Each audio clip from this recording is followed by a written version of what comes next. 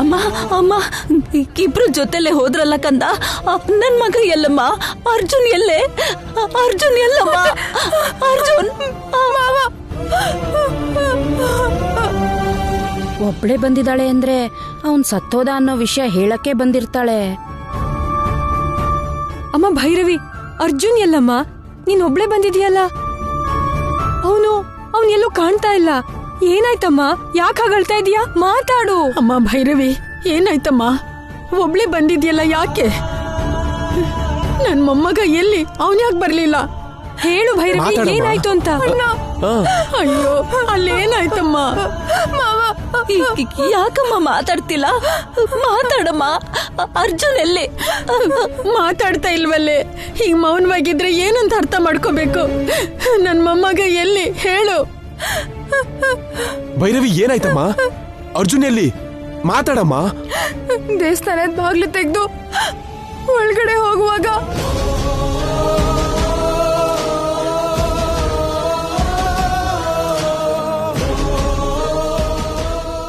ನಾಗಮ್ಮ ಬಾವನ್ನ ಹಾಗೆ ಒಳಗಡೆ ತಗೊಂಡು ಹೊರಟೋದ್ಲು. ಏನಾದ್ರೂ ಮಾವಂಗೆ ಏನಾಗಿದ್ಯೋ? ಅಷ್ಟಕ್ಕೂ ಬದುಕಿದಾರೋ ಸತ್ತಿದಾರೋ ಅದು ಗೊತ್ತಿಲ್ಲ. ಅಯ್ಯೋ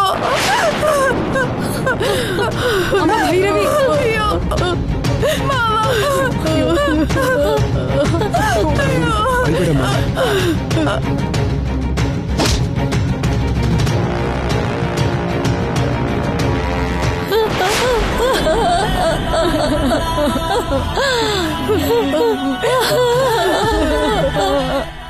ಏನ್ ಮಾತಾಡ್ತಿದ್ಯಮ್ಮ? ನಾಗಮ್ಮ ಬಾವನ್ನ ಬದುಕ್ತಾರೋ ಇಲ್ವೋ ಅಂತಾನೂ ಗೊತ್ತಿಲ್ಲ ಅತ್ತೆ. ನಾಗಮ್ಮನ್ ಕಾಟದಿಂದ ನಿನ್ ಮಗನ್ ಯಾರು ಕಾಪಾಡಕ್ ಆಗಲ್ಲ ಅಕ್ಕ. ಅಯ್ಯೋ, ನಿನ್ ಮಗ ಬದುಕೆ ಇದಾನೋ ಇಲ್ವೋ ಅಕ್ಕ? ಅಯ್ಯೋ ದೇವ್ರೇ, ಏನಪ್ಪ ಇದು? ಅರ್ಜುನ್ ಅರ್ಜುನ್, ಅಯ್ಯೋ ಅರ್ಜುನ್. ಸಮಾಧಾನ ಮಾಡ್ಕೊಳ್ಳಮ್ಮ. ಚಿಕ್ಕಮ್ಮ, ಅರ್ಜುನ್, ಅಯ್ಯೋ ಅರ್ಜುನ್, ಅರ್ಜುನ್.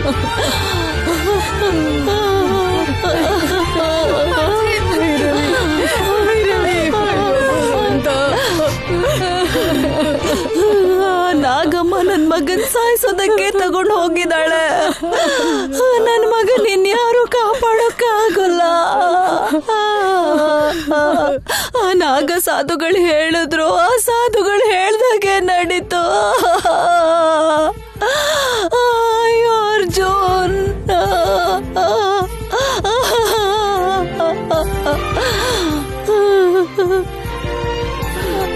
ಅಮ್ಮ, ನನ್ ಮಗನ್ ಕಾಪಾಡಿ. ಆದಿತ್ಯ, ನನ್ ಮಗನ್ ಕಾಪಾಡಿ. ಆದಿತ್ಯ, ನನ್ ಮಗನ್ ಕಾಪಾಡು. ಅರ್ಜುನ್, ಅರ್ಜುನ್, ಸಮಾಧಾನ ಮಾಡ್ಕೊಳ್ಳುತ್ತೆ. ಅರ್ಜುನ್, ಅರ್ಜುನ್, ಅರ್ಜುನ್. ಅತ್ತೆ ಅತ್ತೆ ಅತ್ತೆ ಅತ್ತೆ, ಏನಾಯ್ತು ಅತ್ತೆ? ಏನಾಯ್ತು ಅತ್ತೆ? ಅತ್ತೆ ಕಣ್ಬಿಡಿ ಅತ್ತೆ.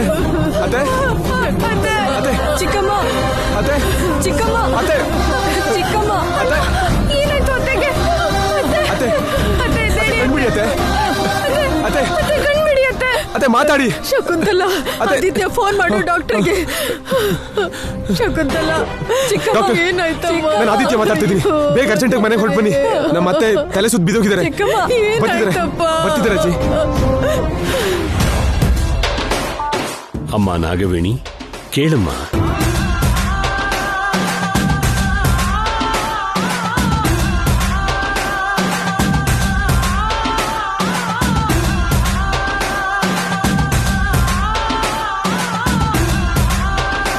ತಾಯೇ ಮೃತ್ಯು ದೇವತೆ, ನಿನ್ನನ್ನು ಯಾರು ಪೂಜಿಸರು?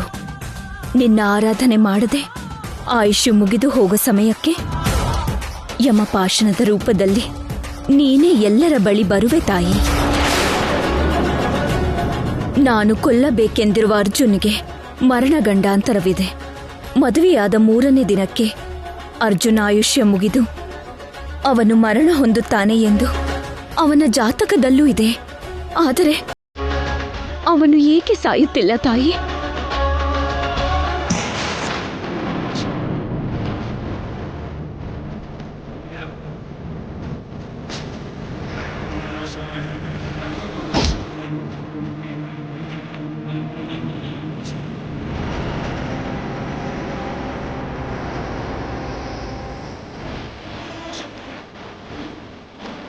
ನಾನು ಕಚ್ಚಿದರೂ ಕೂಡ ಅವನು ಸಾಯಲಿಲ್ಲಮ್ಮ.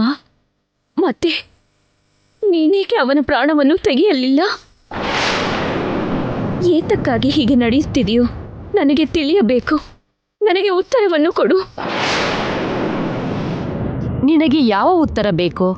ನಾನು ಕಚ್ಚಿದರೆ ಇದುವರೆಗೂ ಬದುಕಿ ಉಳಿದವರಾರೂ ಇಲ್ಲ. ನಾನು ಕಚ್ಚಿದರೂ ಕೂಡ ನನ್ನ ವಿಷ ಅವನ ಪ್ರಾಣವನ್ನು ಏಕೆ ತೆಗೆಯಲಿಲ್ಲ ತಾಯಿ? ಜಾತಕದ ಪ್ರಕಾರ ಮದುವೆಯಾದ 3ನೇ ದಿನವೇ ಅವನು ಸತ್ತು ಹೋಗಬೇಕು. ಆದರೇಕೆ ಅವನು ಸಾಯುತ್ತಿಲ್ಲ? ಜಾತಕದ ರೀತಿ ಅವನು ಮದುವೆಯಾದ 3ನೇ ದಿನ ಖಂಡಿತವಾಗಿ ಸತ್ತು ಹೋಗಬೇಕು. ತಾಯಿ, ಮತ್ತೇಕೆ ಅವನು ಸಾಯುತ್ತಿಲ್ಲ? ಅವನು ಅಲ್ಪಾಯುಷಿಯೇ. ಆದರೆ ಅವನು ಮದುವೆ ಮಾಡಿಕೊಂಡ ಹೆಣ್ಣಿಗೆ ಲಕ್ಷ್ಮಿ ಸೌಭಾಗ್ಯವತಿ ಯೋಗವಿದೆ. ಅವಳ ಯೋಗವೇ ಅವನ ಆಯುಷ್ಯವನ್ನು ಕಾಪಾಡುತ್ತಿದೆ.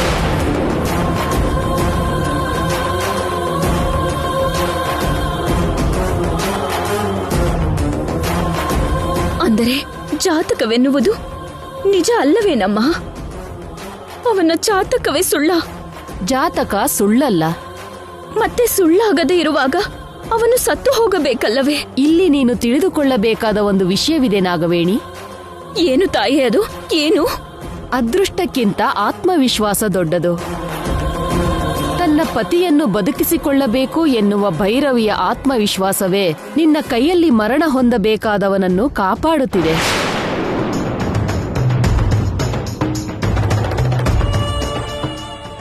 ಶಾಪಕ್ಕಿಂತಲೂ ಆಶೀರ್ವಾದ ದೊಡ್ಡದು. ಸೌಭಾಗ್ಯವತಿಯಾಗಿ ಜೀವಿಸು ಎಂದು ನೀನೇ ಆಶೀರ್ವದಿಸಿರುವುದರಿಂದ ನಿನ್ನ ಆಶೀರ್ವಾದ ಬಲವೇ ಭೈರವಿ ಪತಿಯನ್ನು ಸಾಯದೆ ಕಾಪಾಡುತ್ತಿದೆ.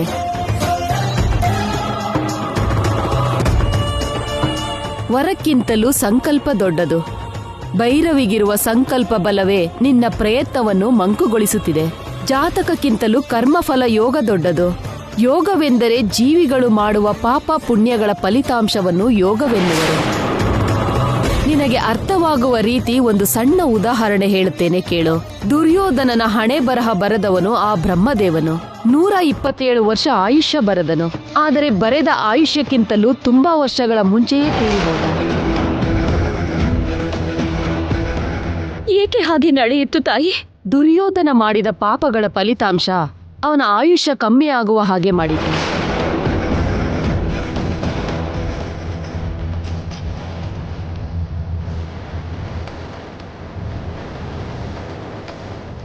ಕರ್ಮಫಲ ಯೋಗವೆನ್ನುವುದು ಬ್ರಹ್ಮನ ಬರಹವನ್ನೇ ಬದಲಾಯಿಸಬಲ್ಲದು.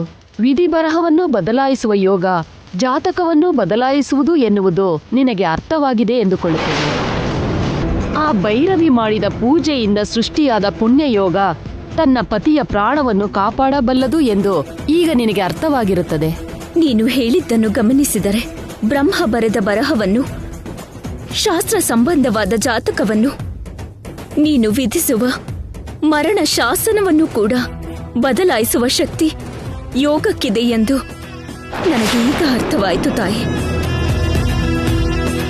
ಆದರೆ ಆ ಅರ್ಜುನನ್ನು ನಾನು ಸಾಯಿಸದಿದ್ದರೆ ನನ್ನ ಮಾವ ಬದುಕನಮ್ಮ. ನನ್ನ ಮಾವನನ್ನು ಬದುಕಿಸಿಕೊಳ್ಳುವ ಅವಕಾಶ ನನಗೆ ಇಲ್ಲವೇನಮ್ಮ? ಹೇಳು ತಾಯಿ, ಹೇಳು.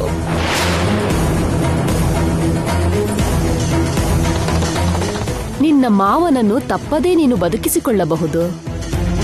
ಅಂದರೆ ನನ್ನ ಮಾವ ಬದುಕಬೇಕೆಂದರೆ ಆ ಅರ್ಜುನ್ ಸಾಯಬೇಕಲ್ಲವೇನಮ್ಮ? ಸಾಯುತ್ತಾನೆ.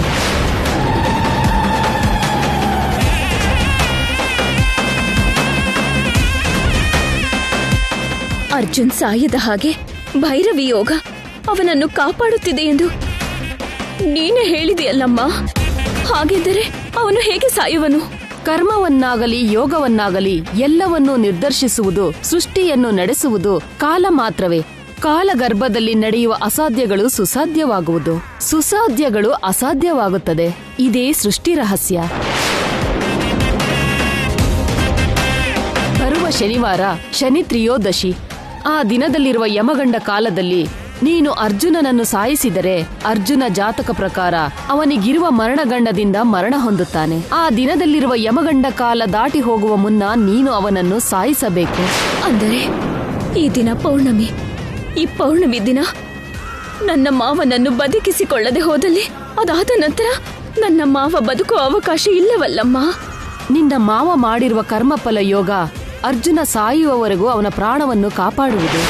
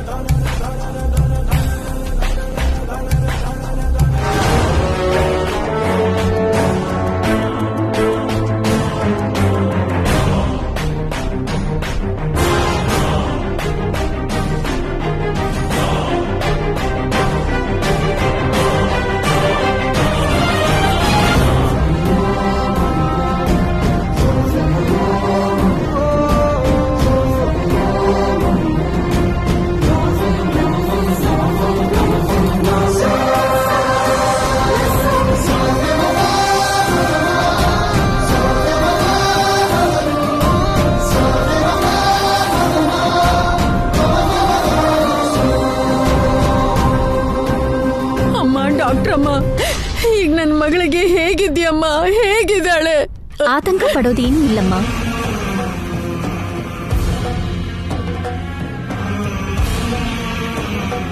ಆದ್ರೆ ಇದು ಮೆಡಿಸಿನ್ ಇಂದ ಗುಣ ಆಗೋ ಪರಿಸ್ಥಿತಿ ಅಲ್ಲಮ್ಮ.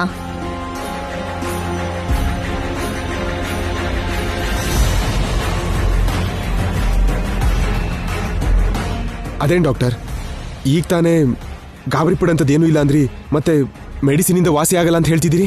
ದೇಹಕ್ಕಾಗಿರೋ ಗಾಯನ್ ವಾಸಿ ಮಾಡೋಕ್ಕೆ ಮೆಡಿಸಿನ್ ಇದೆ, ಆದ್ರೆ ಮನಸ್ಸಿನ ನೋವನ್ನು ಕಡಿಮೆ ಮಾಡೋದಕ್ಕೆ ಯಾವ ಮೆಡಿಸನ್ನೂ ಇಲ್ಲ.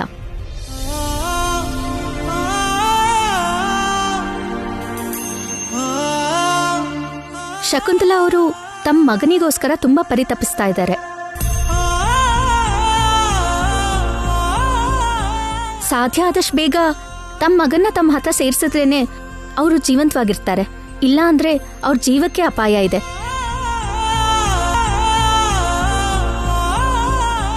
ಸಾಧ್ಯ ಆದಷ್ಟು ಬೇಗ ತಮ್ಮ ಮಗನ್ನ ತಮ್ಮ ಹತ್ರ ಸೇರಿಸಿದ್ರೇನೆ ಅವರು ಜೀವಂತವಾಗಿರ್ತಾರೆ. ಇಲ್ಲ ಅಂದ್ರೆ ಅವ್ರ ಜೀವಕ್ಕೆ ಅಪಾಯ ಇದೆ.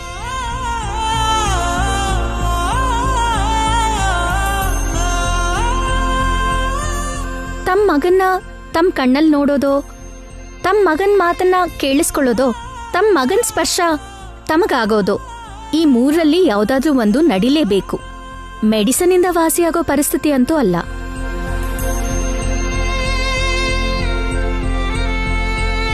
ನಾನೇ ಅಲ್ಲ, ಯಾವ ಡಾಕ್ಟ್ರು ಇದಕ್ಕೂ ಮೀರಿ ಏನು ಮಾಡೋದಕ್ಕಾಗಲ್ಲ. ಆದಿತ್ಯ ಅವರೇ, ಮೆಡಿಸಿನ್ ನಾನು ನಿಮಗೆ ವಾಟ್ಸಪ್ ಮಾಡ್ತೀನಿ. ರೆಗ್ಯುಲರ್ ಆಗಿ ಅದನ್ನು ಕೊಡಿ. ಏನಾದರೂ ಅಗತ್ಯ ಬಿದ್ದರೆ ನನಗೆ ಕಾಲ್ ಮಾಡಿ, ಓಕೆನಾ? ಬರ್ತೀನಿ.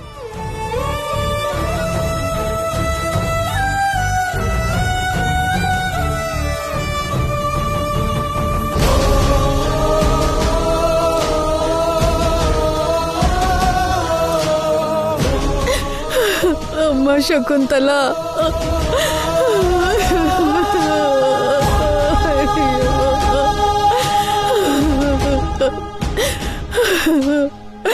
ಅಯ್ಯೋ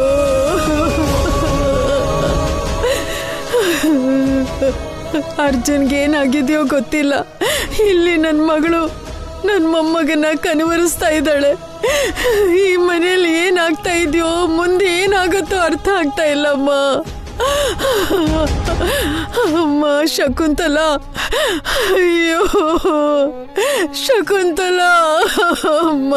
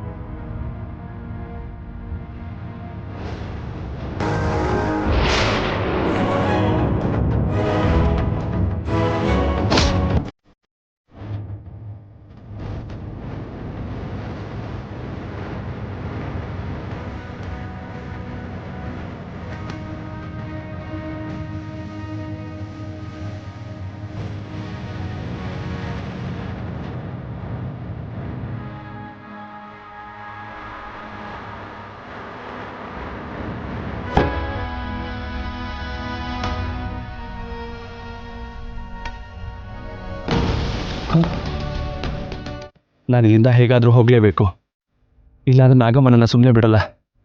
ಇಲ್ಲಿಂದ ತಪ್ಪಿಸ್ಕೊಳ್ಳೇಬೇಕು. ಆದರೆ ಹೇಗೆ ತಪ್ಪಿಸ್ಕೊಳ್ಳೋದು?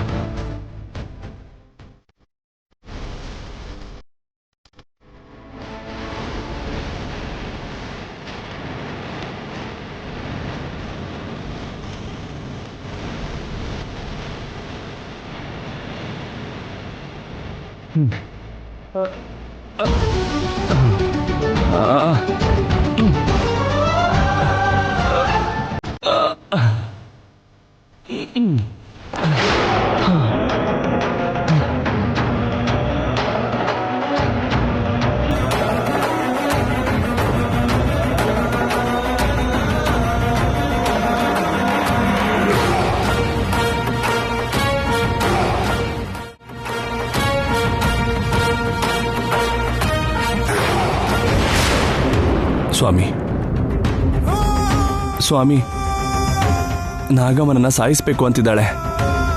ನನ್ನ ಕಾಪಾಡಿ ನಾನು ಹೊರಗೆ ಹೋಗೋ ಹಾಗೆ ಮಾಡಿ ಸ್ವಾಮಿ. ಅಲ್ಲಿ ನನಗೋಸ್ಕರ ನಮ್ಮಮ್ಮ ಭೈರವಿ ನನಗೇನಾಗಿದೆಯೋ ಅಂತ ಟೆನ್ಷನ್ ಮಾಡ್ಕೊಂಡಿರ್ತಾರೆ. ನಾನು ಹೋಗೋವ್ರಿಗೆ ಕಾಣಿಸ್ಕೊಳ್ದೇ ಇದ್ರೆ ನಮ್ಮಮ್ಮ ಬದುಕಲ್ಲ ಸ್ವಾಮಿ. ನನ್ನ ಕಾಪಾಡು ಸ್ವಾಮಿ, ನನ್ನ ಕಾಪಾಡು. ನನ್ನ ಪ್ರಾಣ ಗಂಡಾಂತರದಿಂದ ತಪ್ಪಿಸೋದಕ್ಕೆ ಭೈರವಿ ಎಷ್ಟೋ ಪೂಜೆಗಳನ್ನ ಮಾಡಿದ್ದಾಳೆ. ಯಾವ ಪೂಜೆ ಮಾಡಿದ್ರೂ ಎಲ್ಲರೂ ಮೊದಲು ಆರಾಧನೆ ಮಾಡೋದು ನಿನ್ನೆ ಅಲ್ವಾ ಸ್ವಾಮಿ? ನನ್ನ ಮೇಲೆ ದಯೆ ತೋರಿಸಿ ನನ್ನ ಕಾಪಾಡು ಸ್ವಾಮಿ. ಈ ಗಂಡಾಂತರದಿಂದ ನನ್ನ ಪಾರು ಮಾಡು, ನನ್ನ ಪಾರು ಮಾಡು. ನೀನು ಎಷ್ಟೇ ದೇವರುಗಳನ್ನು ಬೇಡಿಕೊಂಡರು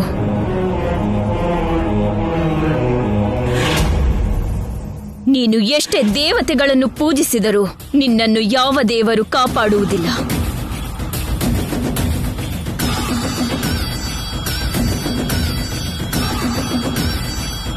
ನಾನು ನಿನ್ನನ್ನು ಸಾಯಿಸುವುದರಿಂದ ನಿನ್ನನ್ನು ಯಾರು ರಕ್ಷಿಸಲಾರರು.